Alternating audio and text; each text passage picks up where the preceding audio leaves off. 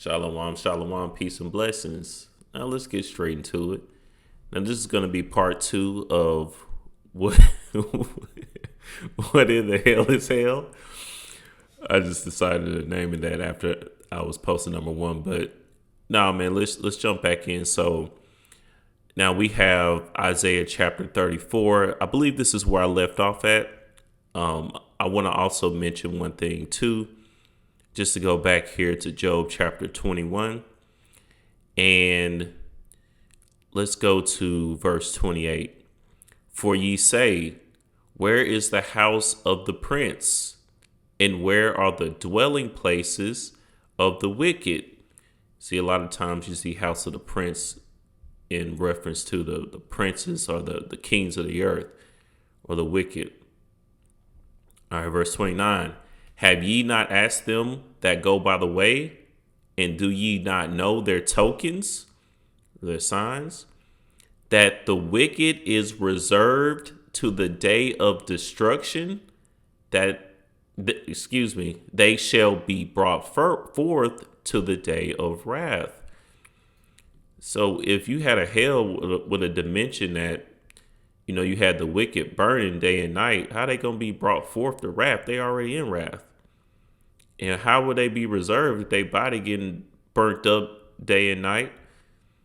You know what I'm saying? The wicked are reserved to the day of destruction. Like I said, in judgment, that's when you receive, whether you're going to be sent down to the grave or not. Verse 31, who shall declare his way to his face, and who shall repay him what he have done? 32, yet shall he be brought to the grave, to hell, and shall remain in the tomb. The clods of the valley shall be sweet unto him, and every man shall draw after him, as there are innumerable before him. How then comfort ye me in vain, seeing in your answers there remain in falsehood? But the point is, though, that the wicked is reserved to the day of destruction. Okay, the day of destruction is when Yahushua comes back. All right, with his chariots with a whirlwind fire. All right, that's going to be the day of wrath, the day of the Lord. Okay, and that's when they'll be brought to the grave, but not before then. You see, so it's very plain in the scriptures once you actually know what you're looking at. And I believe I want to start in Isaiah chapter 66 now. Let's do that. Let's do Isaiah chapter 66. Let's get verse 14. And when ye see this, your heart shall rejoice, and your bones shall flourish like an herb. And the hand of the Most High shall be known toward his servants, and his indignation toward his enemies. For behold, the Most High, or the Lord, because really this is going to be Yahushua coming in the power of the Most High, will come with fire and with his chariots like a whirlwind, to render his anger with fury and his rebuke with flames of fire. You see, it's going to be here in planet Earth, not in a separate dimension. Okay, so hell is not a destination per se that you go to after you die. Now we're going to read a little bit later on about, a destination here on earth that was likened into hell, because you had a valley where you had sacrifices to, Molech, so on and so forth, that was likened into hell. But other than that, there is no separate dimension. You understand? 16, for by fire and by his sword will the Lord plead with all flesh, and the slain of the Lord shall be many. Now, according to the world, there'll be nobody to slay because they gonna be already in hell anyways, right?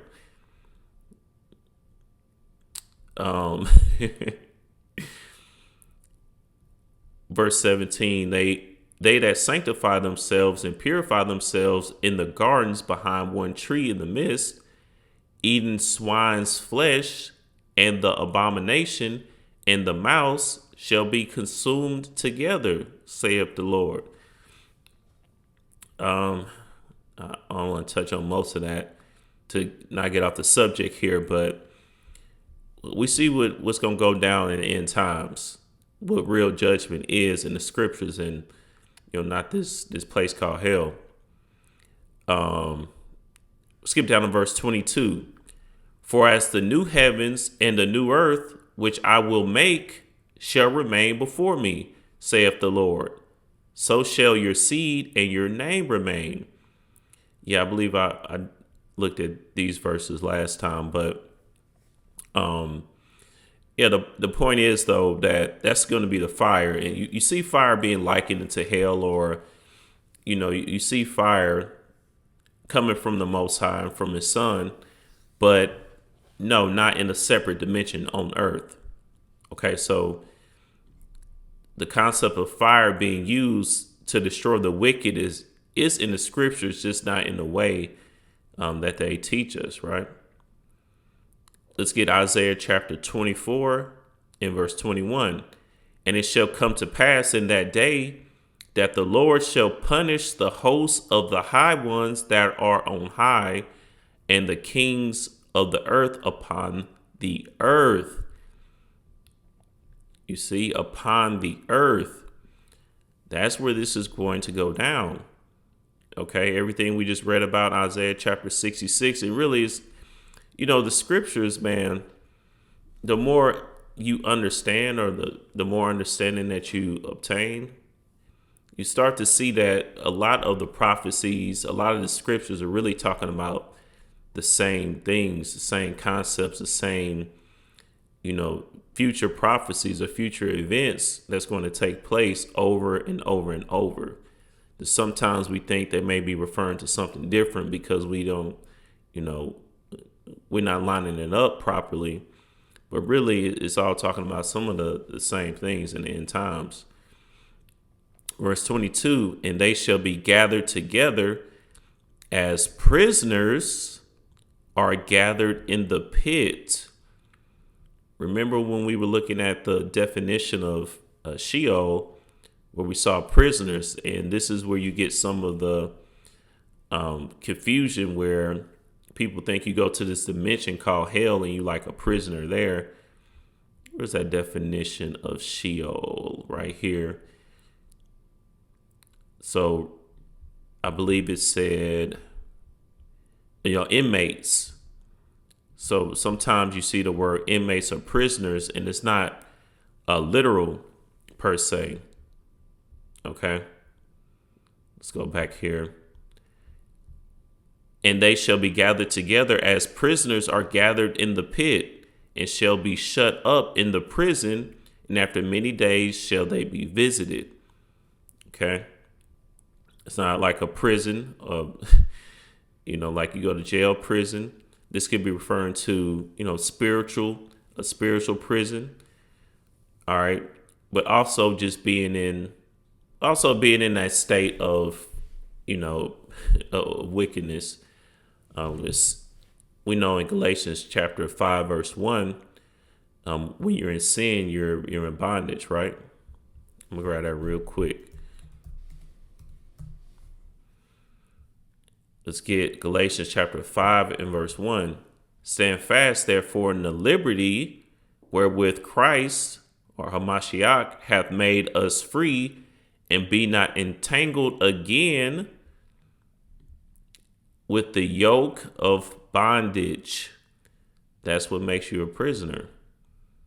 Okay. All right, verse 23. Then the moon shall be confounded, and the sun ashamed, when the Lord of hosts shall reign in Mount Zion and in Jerusalem, and before his ancients gloriously. So, to the point though, the Most High is sending his son back here with fire and brimstone. Okay. And that destruction is going to, inhabit the kings of the earth.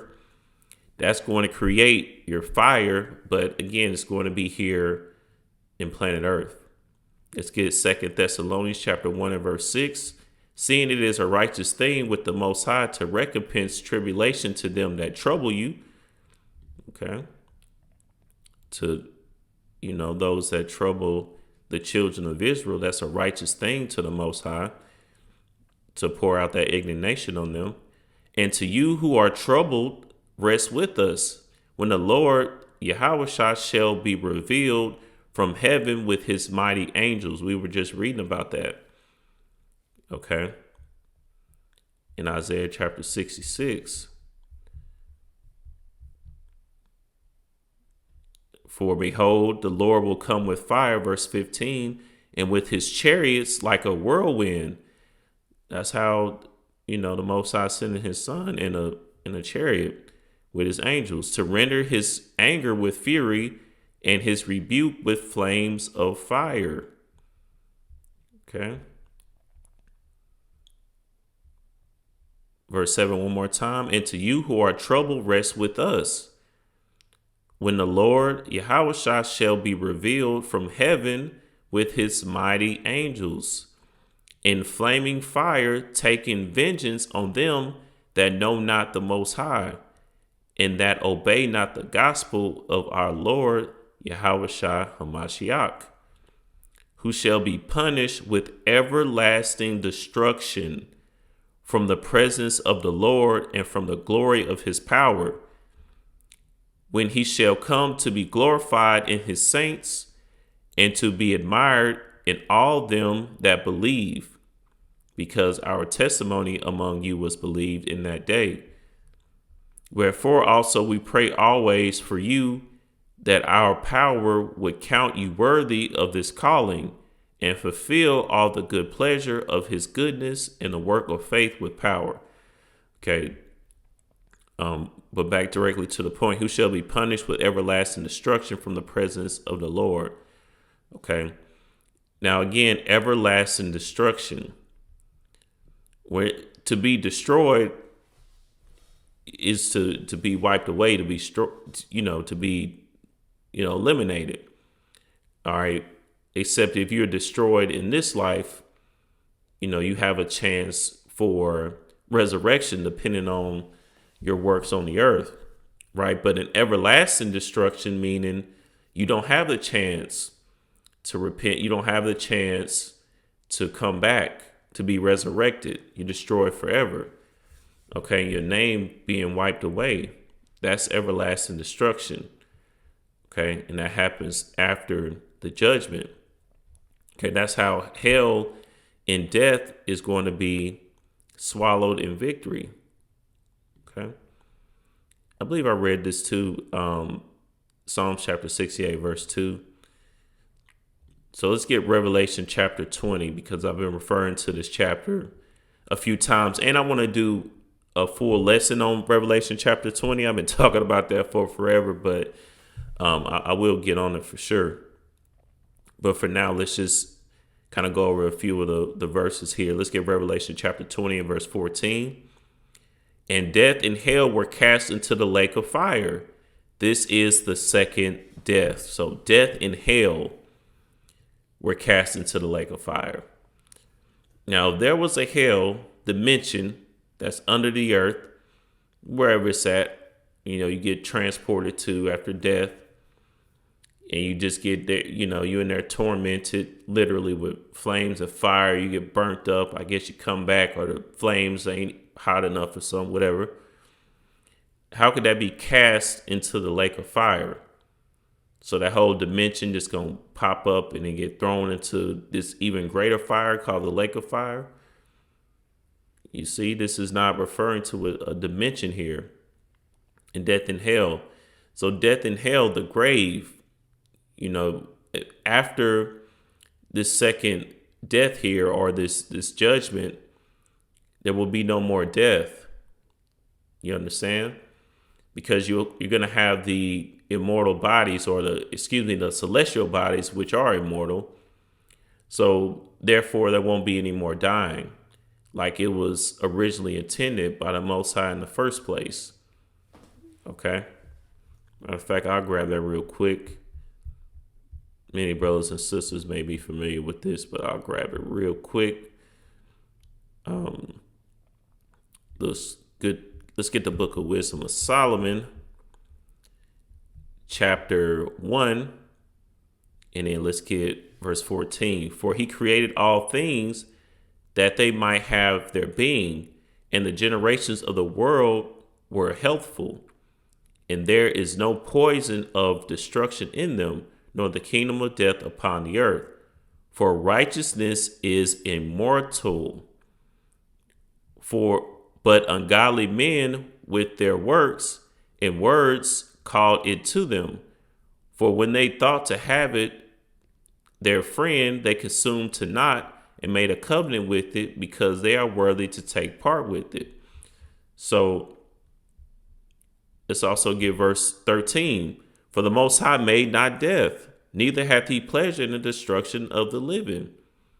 So that's how it was originally intended, for men to be immortal. You understand? So that's what's going to happen in the end times. Okay, let's get chapter 2 as well. Verse 22.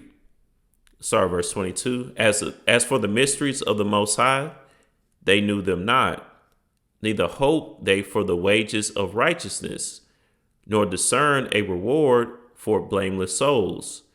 For the Most High created man to be immortal, and made him to be an image of his eternity.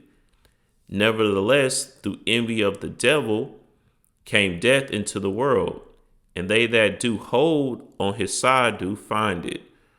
Okay. So the Most High created man to be immortal.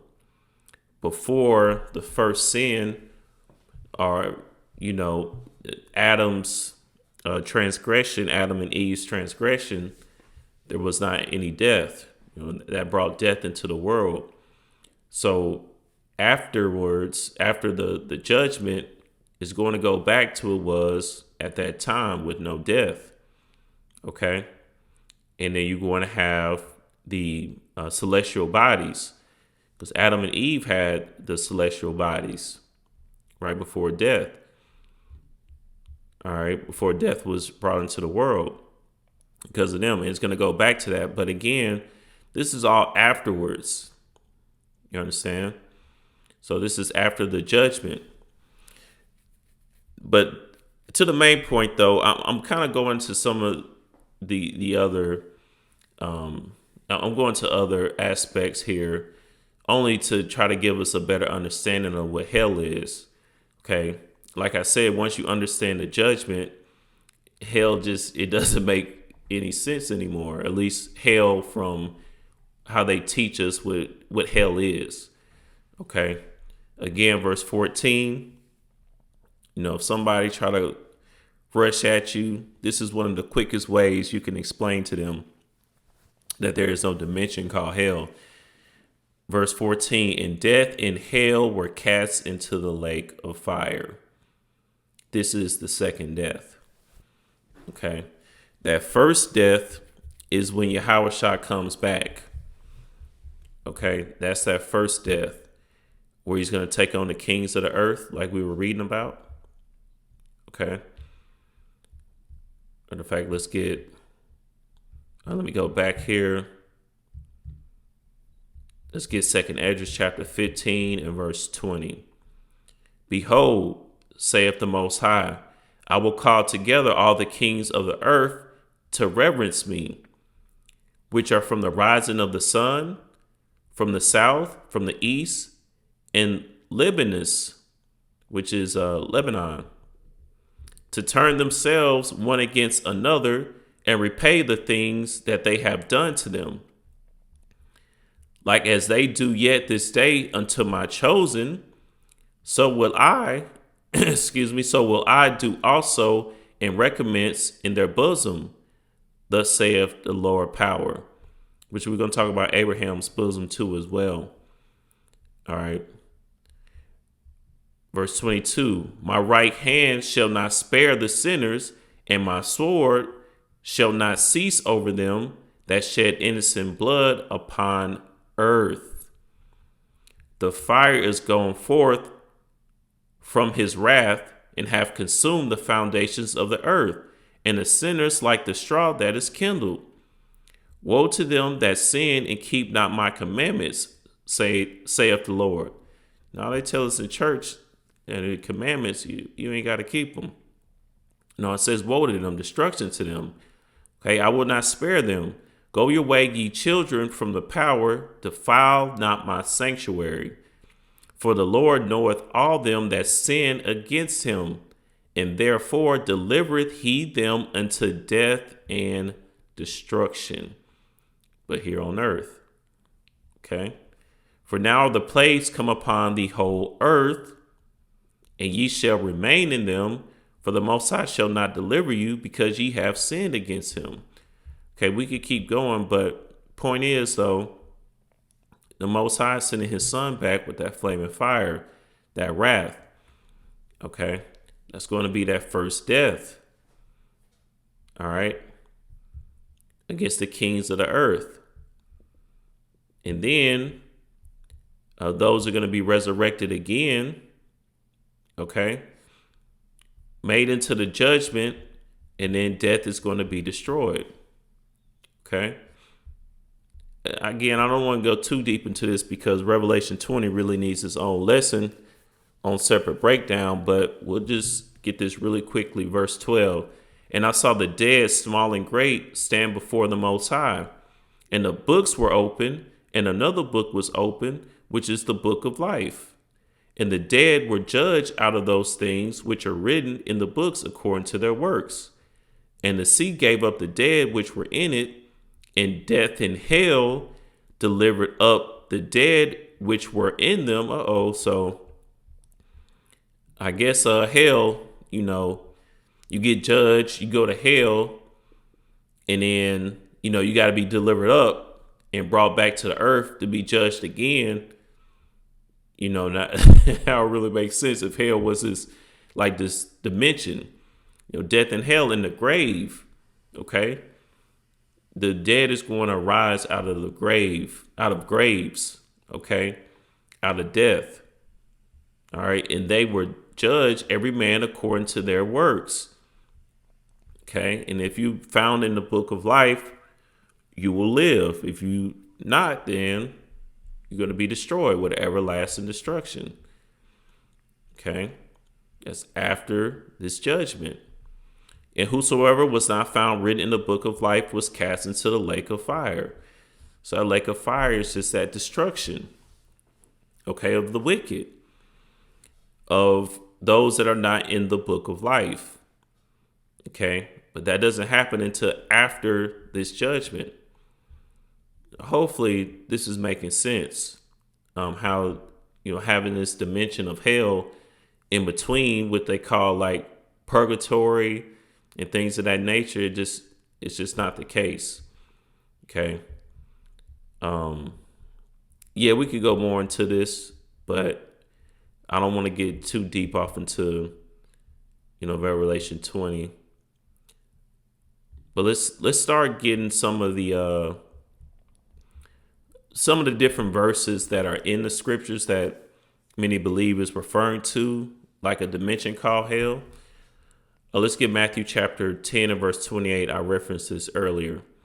And fear not them which kill the body, but are not able to kill the soul. Only the Most High can do that. But rather fear him which is able to destroy both soul and body in hell. This is not referring to Satan, but rather fear him which is able to destroy both soul and body in hell is referring to the Most High, the Father of spirits, which has control whether you have everlasting life or everlasting death in hell. Not a dimension called hell, though. All right. Now, one aspect I do want to touch on here, too, is the everlasting fire, everlasting death. We talked about that briefly on part 1. So let's get Matthew chapter 25 and verse 31. When the Son of Man shall come in his glory, and all the holy angels with him, then shall he sit upon the throne of his glory, and before him shall be gathered all nations, and he shall separate them one from another, as a shepherd divided his sheep from the goats. Oh, why is that? I thought that, we all supposed to be together. All the Gentiles, all the nations, the children of Israel, we all one now, right? So why Yahushua coming to gather all nations and separate them if everybody the same anyways? And he shall set the sheep on his right hand, but the goats on the left. There's a distinction. It's not just those that call themselves Christians and, saints and all this other stuff in the church system. No, you're going to be separated by nations. Okay. Then shall the king say unto them on his right hand, Come, ye blessed of my Father, inherit the kingdom prepared for you from the foundation of the world. Okay. Just to get straight to the point, this is beautiful scripture, but just want to, stay on the topic here. Verse 41, Then shall he say also unto them on the left hand, Depart from me, ye cursed, into everlasting fire, prepared for the devil and his angels. Okay, so you don't have a need for a left hand side devil and demons when you have no more death and temptation. Okay, and everlasting life in the celestial bodies that are immortal. Okay, because you can't tempt an immortal, pure spiritual being. You can't tempt. You can't tempt a being like that. All right. So there's no need for the left hand side and his angels, the devil and his angels. Okay, but the everlasting fire is not literal. It's not saying a fire that literally never stops. Okay. So it just means everlasting destruction. All right. Hopefully that makes sense. Verse 46, And these shall go away into everlasting punishment, but the righteous into life eternal. Okay. Again, when you can read about these celestial bodies in 1 Corinthians chapter 15. And again, once you have a celestial body, a pure spiritual being, you don't have temptation anymore. The flesh is what makes us weak. Okay. But if you have no flesh or no this human flesh that we're currently in, if you don't have that, you don't have temptation. So you have no need for the Satan. I mean, not the Satan, the demons and Satan. Y'all get what I'm saying, man. So that's how you're going to have death and hell cast into the lake of fire. Okay. And then the righteous will rule forever. So another thing that kind of gets, not to go too deep off into this, but I know this kind of gets people caught up about Revelation chapter 20 when you see the 1,000-year rulership with Christ. Some think, okay, is it only 1,000 years and that's it? No, the righteous will reign forever. Okay, it's just referring to that judgment and the resurrection of the dead being brought back for that final judgment, final destruction, because other nations were still going to have fleshly bodies in between that time. But anyways, I think we're starting to see the point here. 2 Peter chapter 2 and verse 4. For if the Most High spared not the angels that sinned, but cast them down to hell and delivered them into chains of darkness to be reserved into judgment. Hold up. Now, let's examine this. For if the Most High spared not the angels that sinned, okay. Remember earlier we established that angels cannot sin. They just keep the commandments of the Most High. Is that in excuse me, let me pull that real quick. I believe it's here in Psalm chapter 103. So Psalm chapter 103, in verse 20.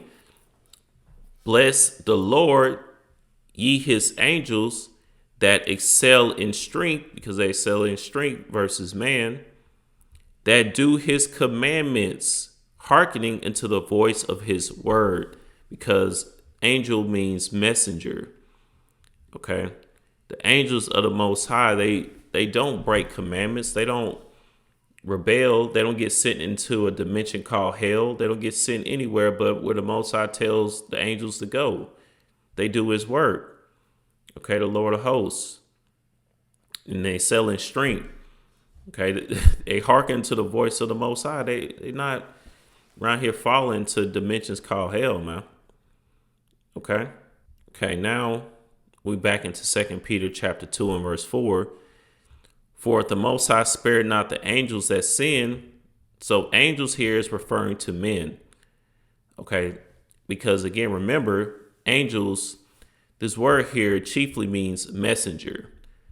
Okay, let's go to angels here. Angelos in the Greek, G32. Angel, messenger, a messenger, envoy, one who is sent, an angel, a messenger from the Most High. Okay. By implication, a pastor, an angel or angel messenger. So you see many times, I believe, like in Revelation chapter 1, where you have the word angel being used, but it's in reference to men. Yeah, so yeah, that's exactly what I'm saying. Revelation 1 and 20. So, no, this is not referring to, because I think this is one of the verses that you have so-called Christians and people that believe in a dimension called hell, like I used to, by the way. So I'm not really on them like that, those that don't know. But I believe this is one of the verses that, people use to justify or it's just, used for that belief system that there's a hell, a dimension called hell. 2 Peter chapter 2, verse 4, because they believe that angels here, that sin is referring to angels that fell. Okay, there are no fallen angels. Angels don't fall. Okay, they just do the will of the Most High. For the Most High spared not the angels that sin, this is referring to men, but cast them down to hell in a lower state, to the grave, to affliction, men, okay, and deliver them into chains of darkness to be reserved into judgment. But again, chains of darkness is not referring to a dimension called hell, okay? It's in reference to what we were referring to earlier as far as being in spiritual prison, okay? Being in darkness without the light. Yahweh Shai is the light. The word is the light. The law is the light, right? Proverbs chapter 6, verse 23. Without the light, without the word, you're in darkness. You understand? That's why Christ, it said in Galatians chapter 5, verse 1, that Christ delivered us out of that bondage, because that makes you a prisoner in sin. You see, to be reserved into judgment, to be destroyed if you're not, delivered from that bondage, if you're not taken out of that prison. That's why Yahweh Shai, that's why the scripture said that Yahweh Shai came to deliver the prisoners out of prison, right? So, no, but this is not referring to an actual dimension. So again, you can have, this pretext of what you believe a verse in the scriptures is saying if you're reading it from a certain perspective. Perspective is really everything. Because you see, we looked at this one verse where if not most people, but a lot of people, especially like in the Christian church system, if they were to read this, they're going to think, oh, fallen angels, hell, and being, hell being somewhere that you go and you're tormented and things like that, these chains of darkness. But really, if you look at it from a different perspective, it makes a lot of sense according to what the scriptures actually say. Okay. Again, being reserved to judgment, we were reading about that also in Job chapter 21. Okay. In Revelation chapter 20. Okay. The wicked are being reserved into judgment. All right. Because we know Ecclesiastes 8:11, because sentence against an evil work is not executed speedily, therefore the heart of the sons of men is fully set in them to do evil. So, right after the wicked, after the wicked die, they're not, that sentence is not executed right then and there, not speedily. I know this could be referring to just here on earth, but also in a sense of judgment. It's not, that sentence is not brought upon them immediately. More times than not in the flesh, yeah, absolutely, that can happen. Of course, Most High, you bring judgment down very quickly, even here on earth. But I'm not saying that. All I'm saying is, because we're reading the scriptures, not really what I'm saying. The scriptures are saying here that the wicked are going to be reserved into that second death. Okay, reserved into judgment. Hopefully this is making sense. We got Jude chapter 1 last time, just proving that eternal fire is not referring to an actual fire that literally never ends. You understand? You have to see, you have to know when the scriptures is, speaking parabolically and when it's being literal. Okay, this is not literal in the sense that a fire just never ends, but also, in a certain sense, it is, eternal destruction, eternal fire, just not a flaming fire that's never going to be destroyed. Let's get Psalms chapter 31:17. Let me not be ashamed, O Lord, for I have called upon thee. Let the wicked be ashamed, and let them be silent in the grave. Okay, that's the ultimate destination of the wicked, to be silent in the grave. Let the lying lips be put to silence, which speak grievous things proudly and contemptuously against the righteous. Oh, how great is thy goodness, which thou hast laid up for them that fear thee, which thou hast wrought for them that trust in thee before the sons of men. We've seen the sons of men a lot. Thou shalt hide them in the secret of thy presence from the pride of man. Thou shalt keep them secretly in a pavilion from the strife of tongues. We get into something else here. Blessed be the Lord, for he hath showed me his marvelous kindness in a strong city. So, point is, the proud, the sons of men, the wicked, are going to be put to death, and which is everlasting destruction, everlasting fire, eternally. All right. Let's get Proverbs chapter 10 and verse 25. As the whirlwind passeth, so is the wicked no more, but the righteous is an everlasting foundation. Okay, so the righteous is going to be everlasting. The wicked is going to be no more. Okay. I can get more verses here, but I think we getting the point. Verse 28. The hope of the righteous shall be gladness, but the expectation of the wicked shall perish. The way of the Lord is strength to the upright, but destruction shall be to the workers of iniquity. Okay.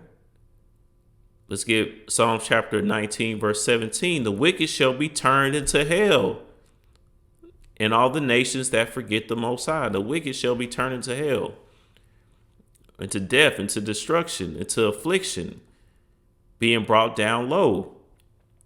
All right. Not turned into hell. This is another verse that you can go to try to help someone understand if you're trying to explain it to them. How could the wicked be turned into hell if hell is, referring to a dimension? They may say, well, it's more than one definition of hell. You're right. But none of them are, a dimension that you get sent down to after death. It is what it is. It's a Psalm chapter 49. Let's see, how much of this do I want to get? Let's get verse 1. Hear this, all ye people. Give ear, all ye inhabitants of the world, both low and high, rich and poor together. My mouth shall speak of wisdom, and the meditation of my heart shall be understanding. I will incline my ear to a parable. I will open my dark sayings upon the heart. Wherefore should I fear in the days of evil, when the iniquity of my heels should compass me about? They that trust in their wealth and boast themselves in the multitude of their riches, none of them can by any means redeem his brother, nor give to the Most High a ransom for him. Okay, let's get down to it.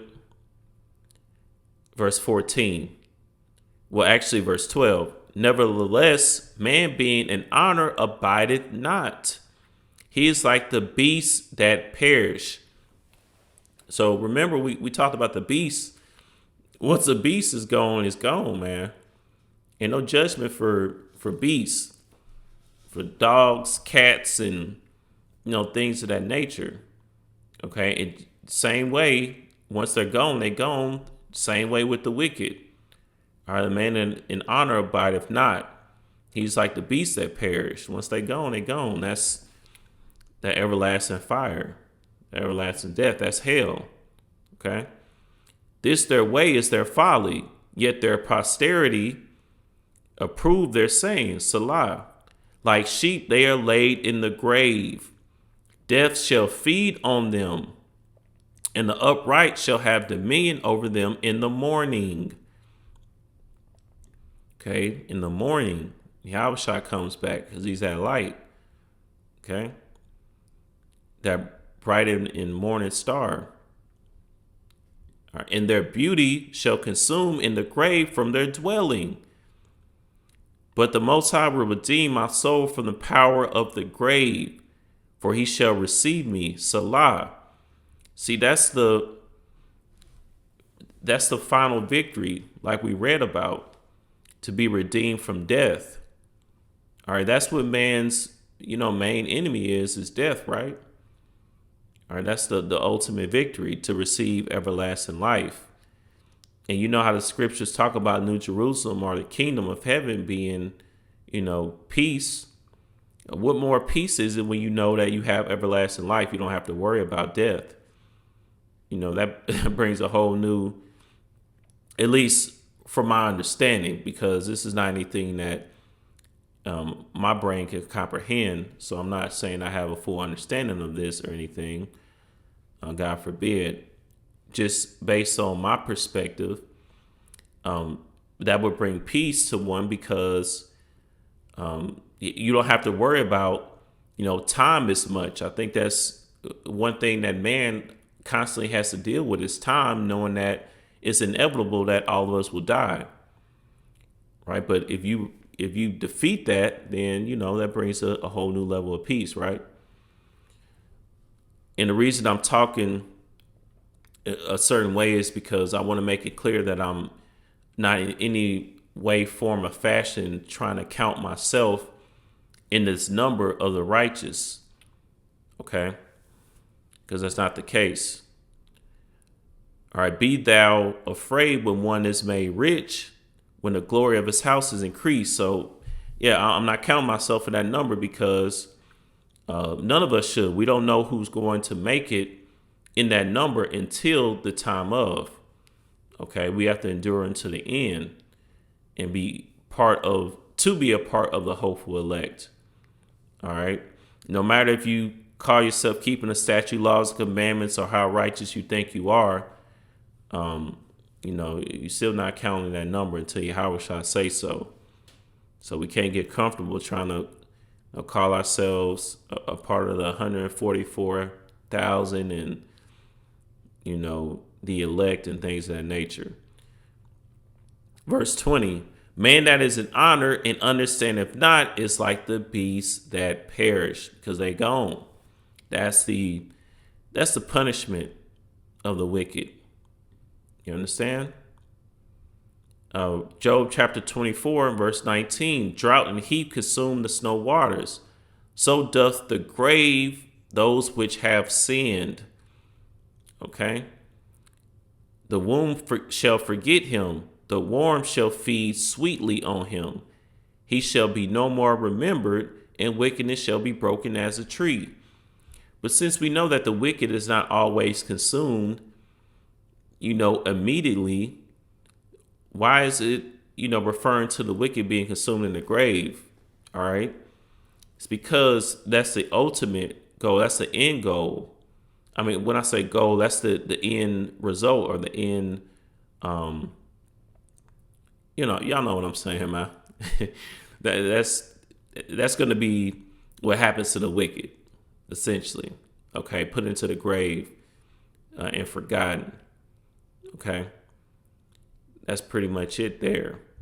Now, let's talk about hell as a destination, because there is a place that you had here that was likened into hell, because it's an allusion to the lake of fire, or the punishment of the wicked. Let's get Jeremiah chapter 7 and verse 31.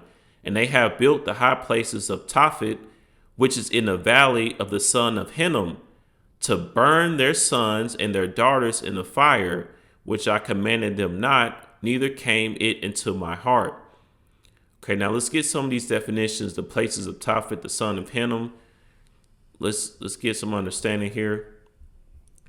Now it says Tophet. So the word here used in the concordance, Strong's H8612, Tophet, where we just read in Jeremiah 7 and 31, says Tophet, or Tophet, place of fire, a place in the southeast end of the valley of the son of Hinnom, south of Jerusalem, same as H8613, same as H611, Tophet, a place near Jerusalem, Tophet.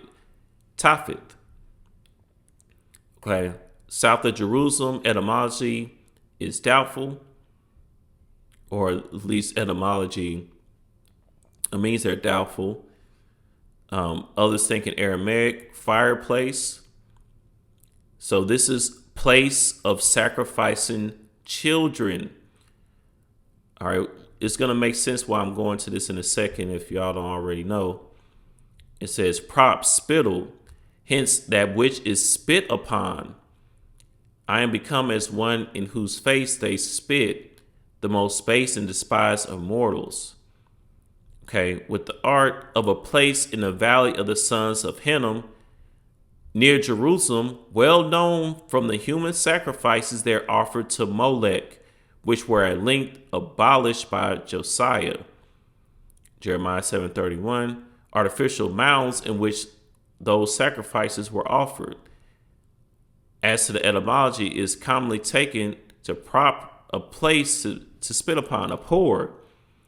Okay, again, and look, place of burning the dead, and even place of graves. Okay, there's a reason that I'm going into this valley of Hinnom, or the Tophet here, a place of fire. It's a place in the southeast end of the valley of the son of Hinnom. Okay, there's a reason I'm going into this. Tophet, place of fire. This is H8613. First we went to was H612. This is H613. Different definition. It was only used in Isaiah chapter 30, verse 33. But pretty much the same idea there. And then we'll get Hinnom really quickly. So Hinnom, this is H2011. Hinnom, or lamentation, a valley, deep and narrow ravine with steep, rocky sides located southwest of Jerusalem, separating Mount Zion to the north from the hill of evil counsel and the sloping rocky plateau of the plain of Refuting to the south. Okay, apparently a Jebusite. So Jebusites, those were the Canaanites that were in the Holy Land before Israel got there. All right, let's keep going. Derivation meaning dubious, according to Sim and others, these so-called scholars, from cries of children. Man, that's dark. But it's improbable, abbreviated, proper name of a location of valley south of Jerusalem. Okay, so as we see in this this valley of Tophet here, near the sons of Hinnom, you had, sacrifices, human sacrifices, specifically of children being burnt, being made, and children being put in the fire. Okay, passed into the fire of Molech, like we read in the scriptures many times. Like we were told not to do so. Well, many times, I was about to say in Leviticus chapter 18, but many times throughout the scriptures. But again, I'm about to get to why I'm going in this. So let's go to Matthew chapter 5 and verse 22.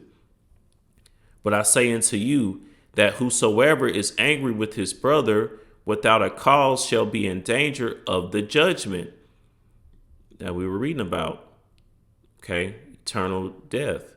And whosoever shall say to his brother, Rakah, shall be in danger of the council. But whosoever shall say, Thou fool, shall be in danger of hellfire. Okay. Let's get verse 29. And if thy right eye offend thee, pluck it out and cast it from thee. For it is profitable for thee that one of thy members should perish, and not that thy whole body should be cast into hell. Now, why did I go to Matthew chapter 5 here? Because if you look at the word hell, what's being used here in a concordance? G1067. It says Gehenna. Gehenna is used for hell with fire. It says in outline of biblical usage, hell is the place of the future punishment called Gehenna, or a Gehenna of fire. This was originally the valley of Hinnom, south of Jerusalem, what we were just reading about, where the filth and dead animals of the city were cast out and burned. A fit symbol of the wicked and their future destruction. You see? So as a destination, meaning hell, or a location where you would have, men being burnt, or, even in this case, children, as a sacrifice to pagan deities like Molech, that's where you get a location of burning from, but this is not in a separate dimension. You understand? Valley of the son of Hinnom, Gehenna, the valley of Jerusalem, used figuratively as a name for the place or state of everlasting punishment, hell. See? They actually said something that made a little sense. Used figuratively is figuratively, meaning not literal, as a name for the place or state of everlasting punishment, hell, meaning the wicked are going to be destroyed by fire and brimstone, like we read about in Luke chapter 17 and all throughout. We pulled many scriptures for that. And it's going to be a destruction by fire, but this is going to be here on earth. And when you see, this being likened, Yahushua using this being likened as Gehenna or the Valley of Hinnom, it's not literal from a standpoint of a destination under the planet Earth or something. All right, so hopefully that makes sense. All right, there's no destination after death called hell. That's that's what I'm trying to say here. Okay, yeah, we pretty much got that. If you want to look up more on Gehenna, you can kind of even pull up this, this Wikipedia page. I will read more into it, but I pretty much got the point that I wanted here. Let's see. Mark chapter 9 and verse 44 says, "For their warm dieth not, and the fire is not quenched." So again, we see a fire is not quenched. Just realize it's not literal. It's not saying that a fire, you're going to be sent somewhere where fire just never stops and, you're just constantly feeling pain and you're burning up. We have certain figures of speech. You're going to burn in hell and you go into hell and things like that. It almost still applies in a sense, but not from a, destination after death sense. Okay. So as long as you understand that, you should be good.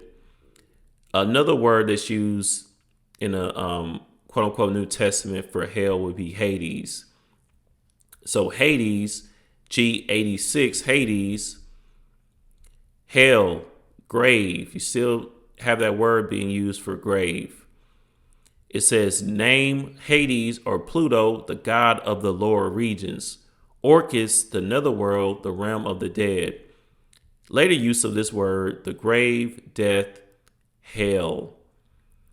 So it says in biblical Greek, it is associated with Orcus, the infernal regions, a dark and dismal place in the very depths of the earth, a common receptacle of disembodied spirits. Usually Hades is just the abode of the wicked, a very uncomfortable place. Okay. Well, look, so Hades or Pluto, the god of lower regions, now you can start to see why, in the modern sense, in the Christian world, they teach you that the devil is over this region called hell, because by Greek and Roman and all the different mythologies, you always had a lower, you always had a another world or an underworld, and you always had a god of that underworld. Okay, like Hades and Pluto. All right, or Anubis on the Egyptian side. Okay, properly seeing Hades or the place state of departed souls. It's really just the grave. Okay, that's what hell is in this case. So this word was used like in Matthew chapter 11, verse 23, when we went into that earlier, where Capernaum, which is exalted into heaven, shall be brought down to hell. It ain't talking about no destination where Hades and, Pluto is Lord over. That's in there torturing you. He torturing you and he overseeing it. Okay. This is all Greco-Roman mythology. That's it, man. So let's go to this really quickly. And we wrapping up, just getting into some of because I feel like we went over what hell is and what judgment is, but just to kind of wrap it back up in a modern sense to get an understanding of where we have these dynamics coming from. So it says hell. In religion and folklore, hell is a location or state in the afterlife in which evil souls are subjective to punitive suffering, most often through torture, as eternal punishment after death. You're right, in religion and folklore, because that's not in the scriptures, where you're just getting tortured and all of that. Now, again, there's some reasons that someone would believe that. So, there are scriptures like we're about to read in Luke chapter 16 with Abraham's bosom. We do see different scriptures that would make us, if you looking at it from a certain perspective, that you would believe that. So I understand that, but it's not literal. Religions with a linear divine history often depict hells as eternal destinations, the biggest examples of which are Christianity and Islam.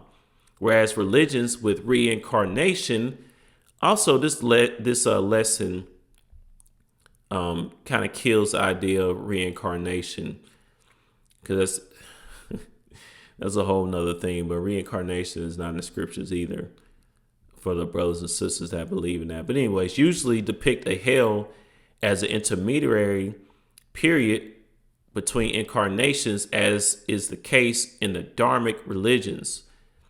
Religions typically locate hell in another dimension or under Earth's surface. Other afterlife destinations include heaven, paradise, purgatory, limbo, and the underworld. So, no, man, there is no underworld where you're constantly being punished.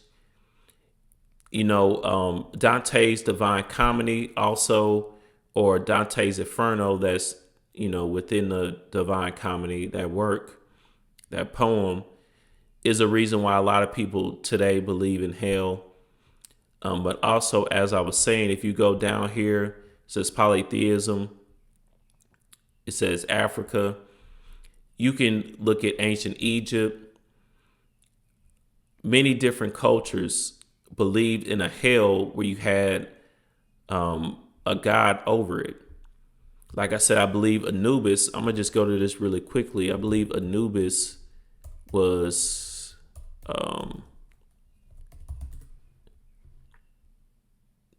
Anubis, also known as Ampu in ancient Egypt, is the god of funerary rites, protector of graves, and guide to the underworld in ancient Egyptian religion, usually depicted as a canine or a man with a canine head. So now he may be the spiritual guide to the underworld, Osiris being the god of the underworld. Osiris, I believe it's Osiris, god of underworld. So Osiris is the god of the underworld. Osiris is the Egyptian lord of the underworld and judge of the dead, brother husband to Isis, and one of the most important gods of ancient Egypt. So Osiris is the god of the underworld. Anubis is the spiritual guide to the underworld.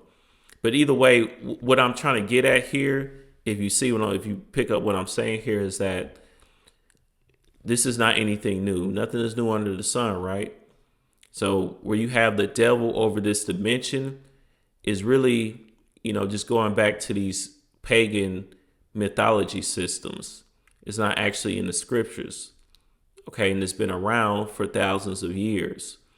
That's why they make sure to tell you that the devil is over the underworld called hell, because it's, typically always a god of that underworld. But that's not an understanding on the right hand path.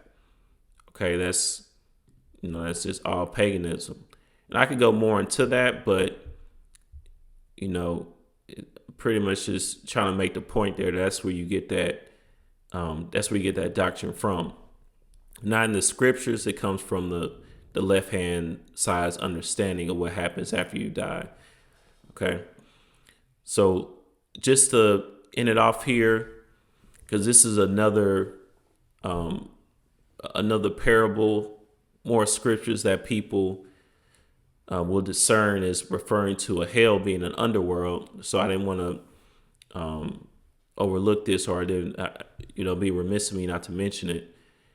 It says, the rich man and Lazarus, Luke chapter 16 and verse 19. There was a certain rich man which was clothed in purple and fine linen, and fared sumptuously every day. And there was a certain beggar named Lazarus, which was laid at his gate, full of sores, and desiring to be fed with the crumbs which fell from the rich man's table. Moreover, the dogs came and licked his sores. And it came to pass that the beggar died and was carried by the angels into Abraham's bosom. The rich man also died and was buried. So the beggar died and was carried by the angels into Abraham's bosom. So even I see brothers in the knowledge, they liken Abraham's bosom into an actual physical place. No, it's not a physical location, meaning when you die, you literally go into Abraham's bosom. Now, if you want to say Abraham's bosom is the chambers of souls where the righteous go, I mean, yeah, but as in you literally go into Abraham's hands. And I don't even think they would say that. So if it's not literal, it's not halfway literal. It's either parabolic or it's not.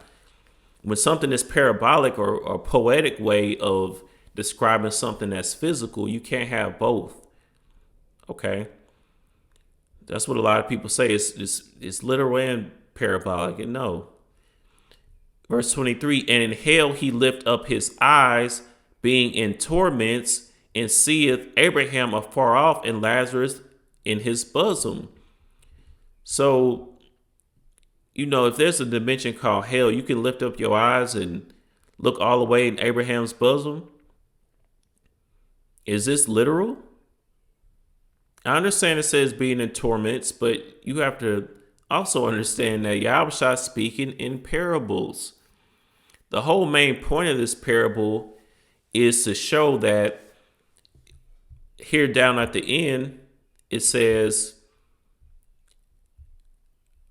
verse 27, then he said, I pray thee therefore, Father, that thou wouldest send him to my father's house, for I have 5 brethren, that he may testify unto them, lest they also come into this place of torment. Abraham said unto him, they have Moses and the prophets, let them hear them. And he said, Nay, Father Abraham, but if one went unto them from the dead, they will repent. Okay. And he said unto him, if they hear not Moses and the prophets, neither will they be persuaded, though one rose from the dead. So this is a parable showing how those who not listen to Yahushua, even though he rose from the dead, and we have all proof of that, we have the testimony that Yahushua received everlasting life from the Most High because he was worthy to receive it. All right, he was the first fruits of a man that defeated death. But if you're not, that's not going to persuade you if you don't listen to Moses and the prophets. Okay, that's the main point here. But the rest of it is all parabolic. There is no, hell dimension where you can lift up your eyes and you in torment, but you can just go talk to Abraham and kind of plead there. Verse 24, and he cried and said, Father Abraham, have mercy on me and send Lazarus, that he may dip the tip of his finger in water and cool my tongue, for I am tormented in this flame. It's not literal. Okay, this beggar is not actually in a dimension called hell, just tormented, and he got to dip his finger in water. It's just referring to that everlasting destruction. Okay, that's it. But Abraham said, Son, remember that thou in thy lifetime received thy good things. Well, when I say that's it, there's more going on here, but not from a dimension called hell. It's not. And likewise, Lazarus, evil things, but now he is comforted and thou art tormented. So, yeah, if you look at this and understand it's not literal, it just makes sense. Okay? Because again, go to the end. The end point here is that those that were meant to not receive Yahushua, they won't receive him no matter what. Even though it's understood that Yahushua rose from the dead, if you're not willing to listen to the Moses and the prophets, then you won't listen to Yahushua either. Okay. So that's pretty much the main point there. Now we can go more into the dogs licking the sores and what that means and the parabolic meanings of that. But just to keep it pertaining to hell here, if this is literal, you just have to answer how is it that this man, while in torments, could speak to those in heaven or Abraham's bosom, if that's what that claim is, that Abraham's bosom is heaven or the chamber of souls? How can a man in a dimension of hell talk to someone in the chamber of souls and have his physical body? So you got the celestial body, and then you have the carnal bodies, the fleshly bodies, or the terrestrial bodies. What body you got in hell? The hell body? I guess you got a hell body.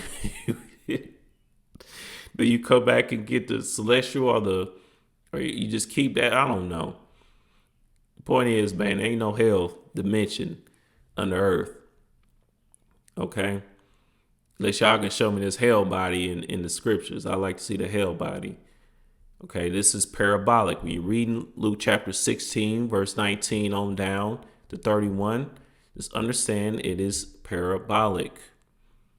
Okay, it is using this this parable of the rich man and Lazarus to portray an actual understanding, but it's not literal. Okay, you don't die and go in Abraham's bosom, because before Abraham died, where did the righteous go? Okay. So no, and you don't get to have conversations with Abraham, pleading with him. It's just used to, portray something. All right. So we about to go ahead and wrap it up. Let's just say this here too, really quickly. Let's get 2nd Ezra chapter 2 and verse 13. And therefore and therefore be thou not curious how the ungodly shall be punished and when, but inquire how the righteous shall be saved, whose the world is, and for whom the world is created. So we shouldn't be curious about how the ungodly shall be punished anyway. Okay, I'm not saying that, you can't look into hell and how the ungodly shall be punished via the scriptures. And that's not what the angel was saying here directly, but you can't be overly concerned with it. Okay, so we going off by even doing this anyway. No, I'm just kidding.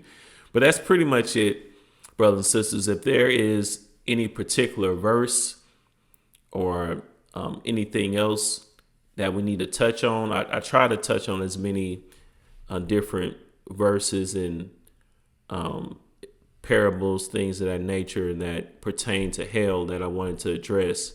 But if there's anything else that I haven't covered, just write a comment and let me know. But yeah, other than that, that's pretty much it. So I bid you all. And before I end, I hope, Lord willing, this was edifying, but I bid everyone a mighty shalom.